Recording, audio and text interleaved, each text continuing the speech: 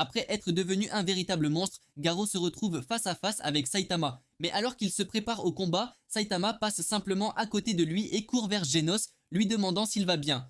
Une fois assuré que Genos survivra, Saitama revient tranquillement vers le combat et demande à Garo s'il est censé être un monstre ou un héros. Garo se proclame le monstre ultime, destiné à plonger l'humanité dans le désespoir. Mais au milieu de son discours dramatique, Saitama l'interrompt en disant qu'il n'a pas l'air d'un mauvais gars. Saitama se retourne alors et s'en va, précisant qu'il est venu uniquement pour se plaindre du bruit que faisaient les monstres. Mais tandis qu'il s'éloigne, Garo l'attaque. D'un simple geste de la main, Saitama repousse Garo comme une mouche. Garo attaque le héros avec tout ce qu'il a, mais se brise le bras en frappant la tête chauve de Saitama. Saitama lui demande quel est son problème, tandis que Garo continue d'attaquer, jusqu'à ce que Saitama le frappe avec un coup normal, projetant Garo à plusieurs kilomètres. Alors que Garo évolue encore davantage, Saitama le rattrape en disant que son cosplay n'est pas si mal, avant de demander au monstre de le frapper aussi fort qu'il le peut. Garo lui assène alors son coup le plus puissant, qui ne fait absolument rien à Saitama. Celui-ci renvoie Garo une nouvelle fois d'un coup avant de promettre à Toreo de remettre un peu de bon sens dans la tête de son ami.